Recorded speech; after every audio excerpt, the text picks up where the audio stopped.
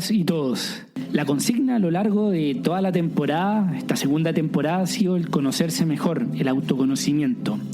Herramienta que nos empodera y nos permite acercarnos a ese estado de plenitud en que la vida tiene sentido. Por lo mismo cierro esta temporada con una miniserie donde hablaré de la identidad. Espero que disfruten el programa. Durante toda esta segunda temporada he hablado de la importancia de la cultura y sus narrativas que crean un marco imaginario en el que nuestras libertades se mueven. Y este marco está, por lo mismo, constantemente moviéndose, antiguamente en un terreno sólido y estable, de tradiciones bien enraizadas, tal vez ayudados por la religión, hoy en uno cada vez más líquido, casi sin sostén alguno. Por eso mismo emití una serie de episodios de cambios de paradigma de nuestra época. Esas transformaciones que regirán la cultura del hoy y del mañana en el cortísimo plazo. Dentro de estos cambios mencionaba al algoritmo de las redes sociales, moldeador de realidades, la amenaza del calentamiento global que nos volcará o debería volcar al menos a otro estilo de vida y de la obligación a pasar un modelo económico más consciente. Ahora, ¿qué carajo tiene que ver el calentamiento global con mi identidad? Como si las modas, tendencias o banderas que uno podría esgrimir moldearan quién soy. Pero es que noticia siempre ha sido así. Y no porque uno sea más débil de carácter o menos original, sino porque sin este marco en que se mueven nuestras libertades, no tendríamos orientación. La oferta de identidades pareciera infinita, pero en realidad no es tan así. Y cuando hablo de identidades me refiero desde a tu gusto musical hasta tu orientación sexual, por ejemplo. En la reciente y aclamada película The Power of the Dog, que es un western, escenario típico de machos rudos, la directora Jane Campion cambia los valores de este mundo, arrojando a uno de los personajes principales y líderes en un homosexual reprimido, que además se burla de todo lo afeminado. El personaje de Phil tal vez está al tanto de su orientación sexual, pero en su cultura, en el campo en Nueva Zelanda, la homosexualidad simplemente no está en el menú de identidades. No es que ahora todos sean gay por moda, como dicen algunos cavernícolas, sino que simplemente antes no se podía. Y cuando digo que no se podía, es también por ley. Era ilegal tener conductas homosexuales. En la Grecia de Pericles, en el siglo V a.C., eran normalizadas las relaciones pederastas, por ejemplo.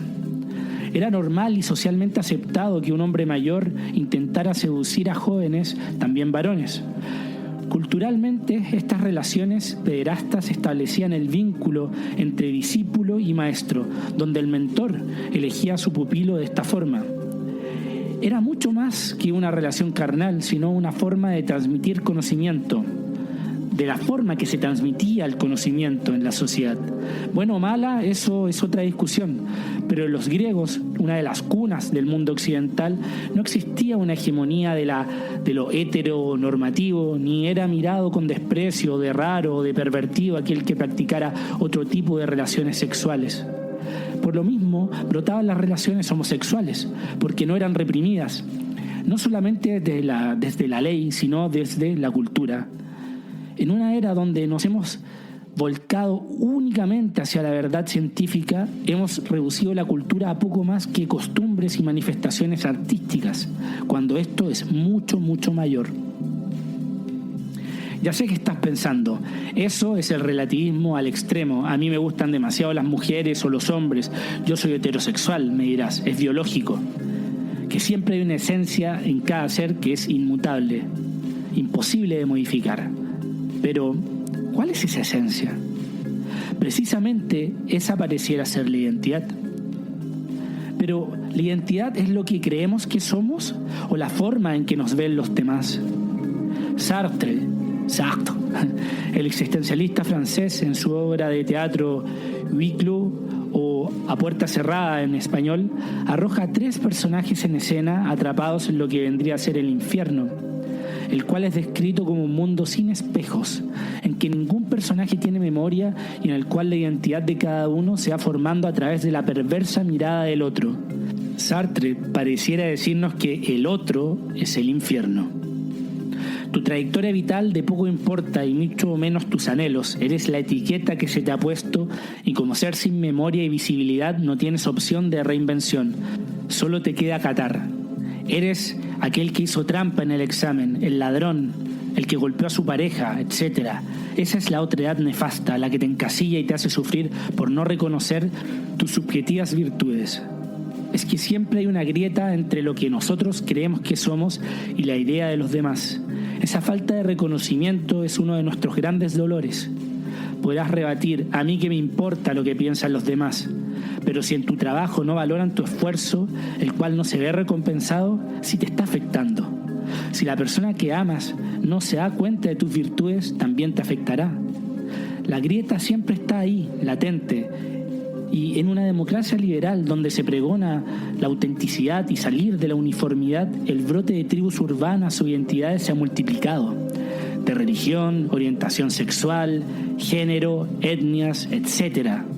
Cada uno esgrimiendo sus razones para ser reconocidos y respetadas en el espacio público. Es esa la gran batalla cultural que se vive día a día, la que se ve aún más acentuada en la economía de mercado que predomina en Occidente, donde la eficiencia en el intercambio nos ha ahorrado muchísimo tiempo. Ya no hacemos filas, ni tampoco tenemos que pedir recomendaciones al amigo o al conocido que efectuó la misma compra o fue al mismo destino de viaje. Todo esto lo obtenemos en Internet. Esta forma de intercambio se ayuda a poner en pausa las identidades. Un chino puede comprarle cobre a un chileno sin que ambos tengan puta idea de sus tradiciones y culturas. Y no hay que forzar tanto el ejemplo. Hoy puedes comprar casi cualquier cosa con un clic, sin tener que enfrentarte con un vendedor o algún artesano del producto que sea. No necesitas explicar tu necesidad ni explicar tu trayectoria y o biografía para ayudar al vendedor. Este punto de la eficiencia o monetización de las relaciones sociales se contradice con las banderas de sé tú mismo de la democracia liberal. ¿En qué mundo puedo intentar o descubrirme si lo público, que es el lugar donde nos encontramos con las otras pluralidades, con las otras ofertas de identidad, ha sido reducido a lo mínimo, a caricaturas? Inevitablemente hay algo que queda huérfano, un vacío que busca un reconocimiento. Por ahí es que se cuelan con tanta fuerza las exigencias de ser reconocido. Por ahí se cuela cada vez más la orfandad y la búsqueda de la identidad. Para aterrizar más en ejemplos, hablaba el otro día con un amigo mexicano músico sobre su recorrido musical. Me decía que él se mataba escuchando y tocando el glorioso rock en su juventud, a lo que su tío, su referente más cercano, le indicaba que sí, estaba bien, pero al mismo tiempo le fruncía el ceño, que faltaba algo mexicano. Para su tío, como para tanta gente, el rock es solo en inglés. Resulta que ese algo lo entendió viviendo afuera, ese algo que le faltaba, me refiero. Se dio cuenta viviendo en Francia de su identidad de músico latino. Se dio cuenta que los instrumentos no eran los mismos, ni los ritmos, ni el folclore, ni el idioma, ni la gente. No hablaba la misma lengua musical cuando buscaba con quién tocar música o llamear. Se sentía alienado, se sentía mexicano en el extranjero. Hoy, este músico se ha descubierto y cambió la guitarra por la jarana, instrumento de cuerdas mexicano, más pequeño, y ha cambiado el rock por la música latina con ritmos caribeños, africanos, y toca con un colombiano, un venezolano y un francés, y sobre todo se siente cómodo. Como decía Jung, el psicólogo, todo lo que nos irrita sobre los otros nos puede ayudar a entendernos. Mi amigo se descubrió en la otredad, se vio en el espejo por primera vez con ojos más franceses y descubrió su mexicanidad. A todo inmigrante le pasa, es eso lo rico de vivir en el extranjero. Hay nostalgia y lejanía, pero también hay descubrimiento. Pero, ¿cuánta otredad puedes soportar? ¿Cuánto de lo externo o ajeno puedes soportar? Y no me refiero precisamente al choque cultural o el concepto homesick que utilizan los anglófonos, que es para describir esa nostalgia de la casa.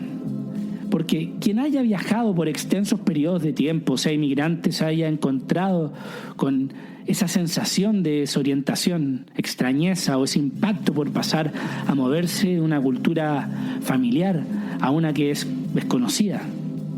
Pero la otredad es mucho más profunda y también más cercana.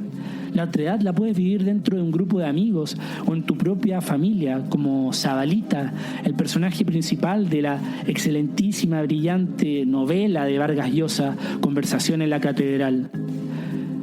Ya que Zabalita se distancia de su familia por motivos políticos, pero sobre todo por sentirse ajeno a su propia familia.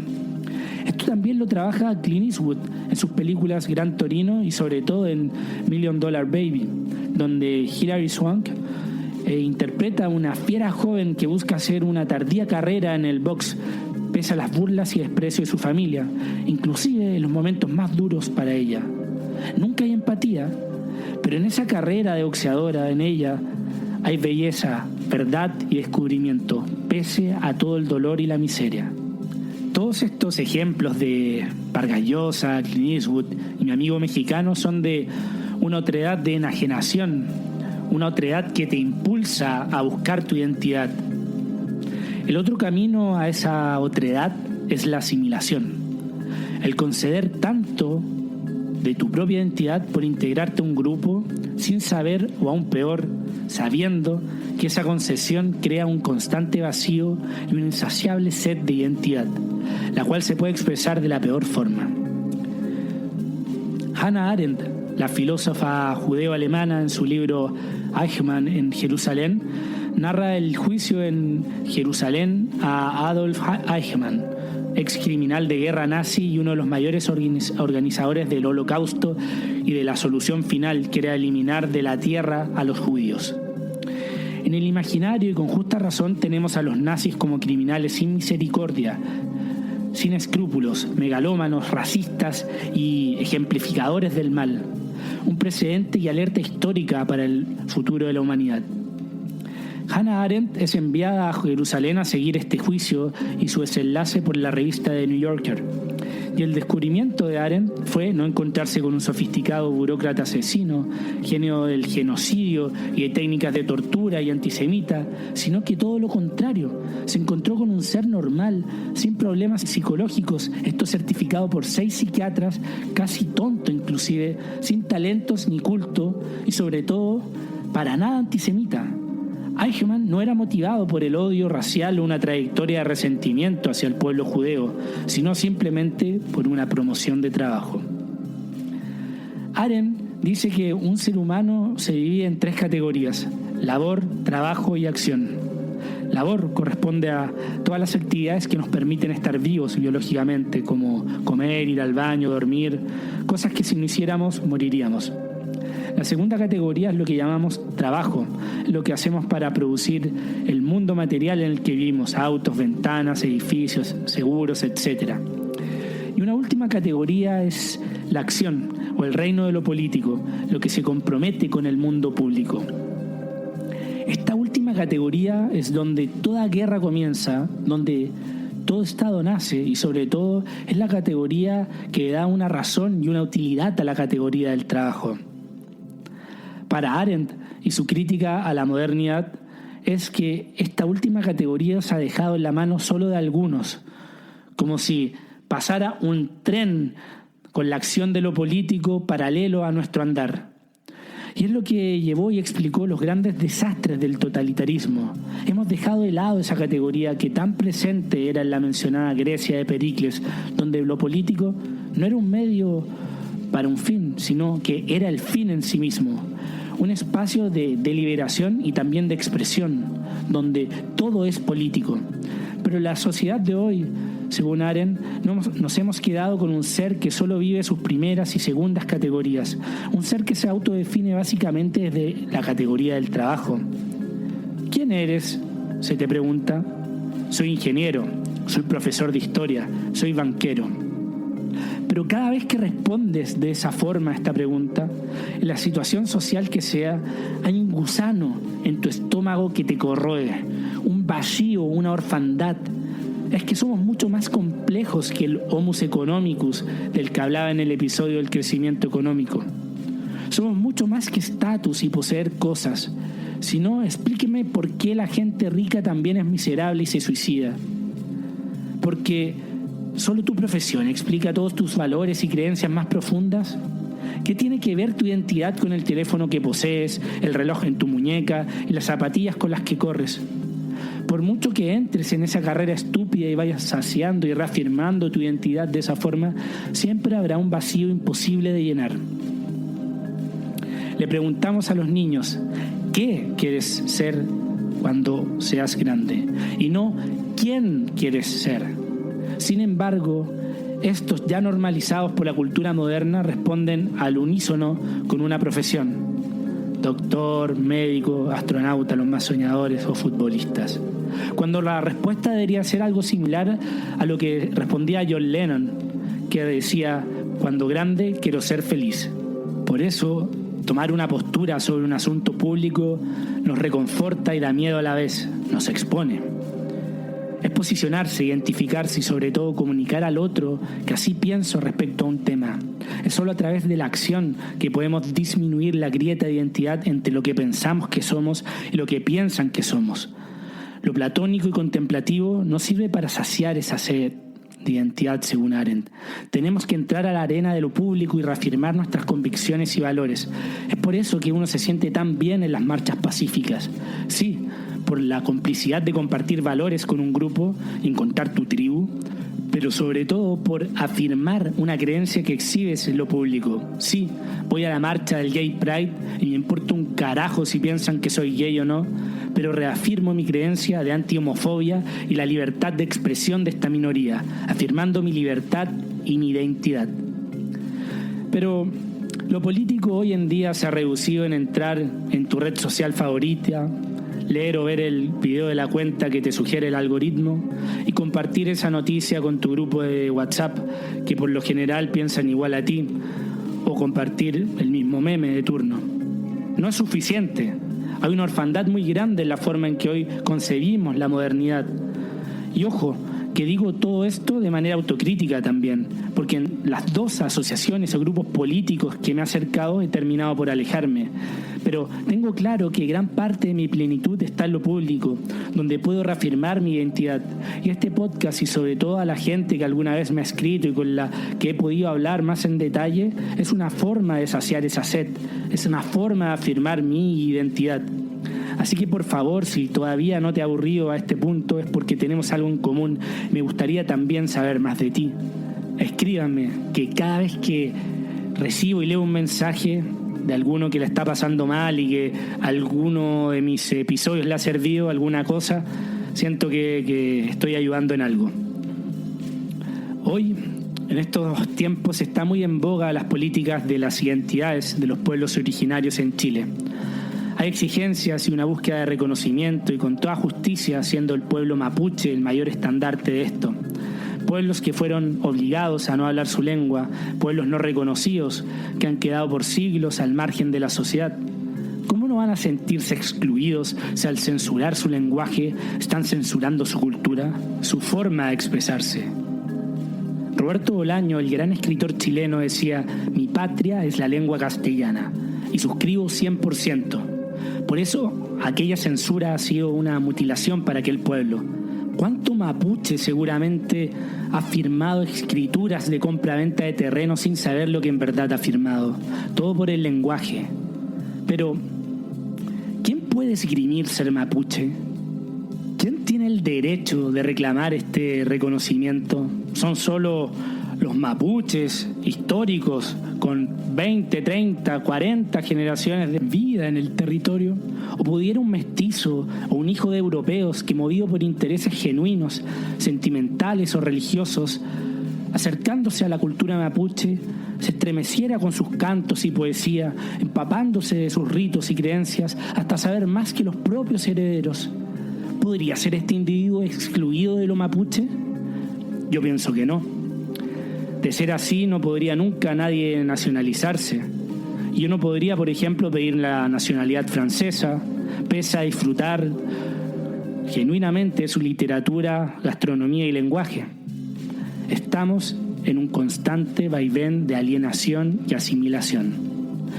Y en algún punto entre ambos está nuestra autenticidad, nuestra originalidad.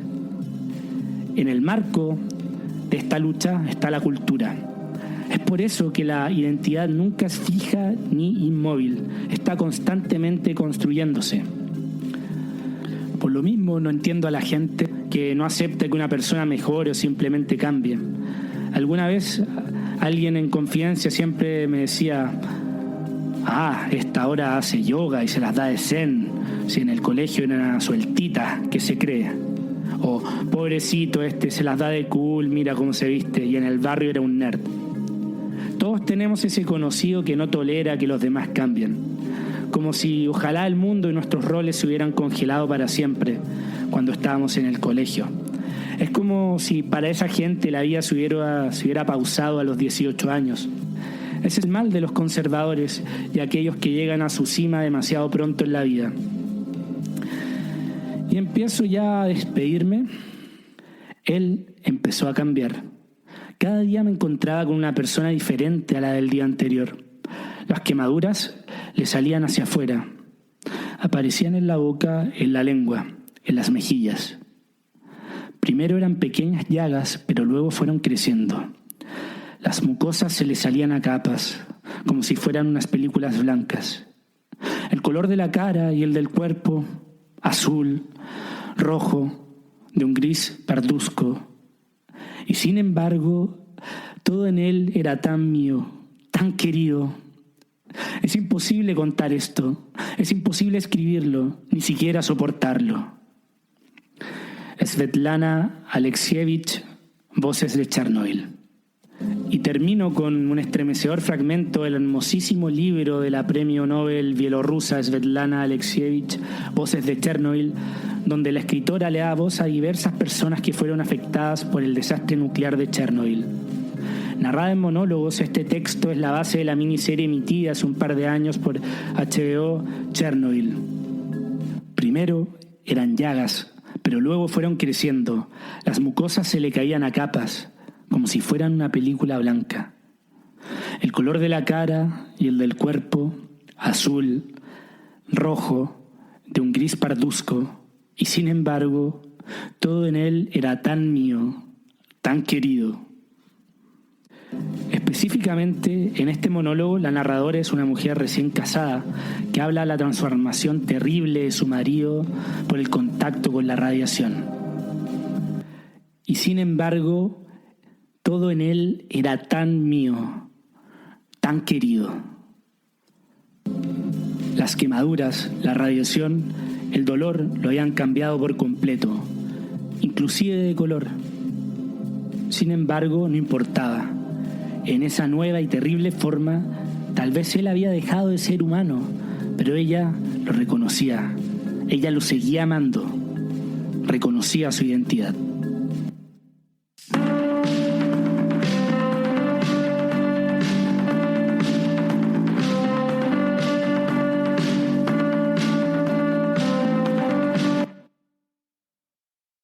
Gracias por haber llegado hasta acá. Si valoras el programa y no quieres perderte ningún episodio, puedes seguirlo en Spotify y dejar una reseña, que me ayuda un montón para ser encontrado más fácil en el motor de búsqueda. Para donaciones, contacto y más contenido, pueden entrar al sitio enelcaminopodcast.com y seguir las redes sociales de En el Camino Podcast en Instagram y Facebook, además de Nico Vergara y en Twitter. Gracias por aventurarte en el camino.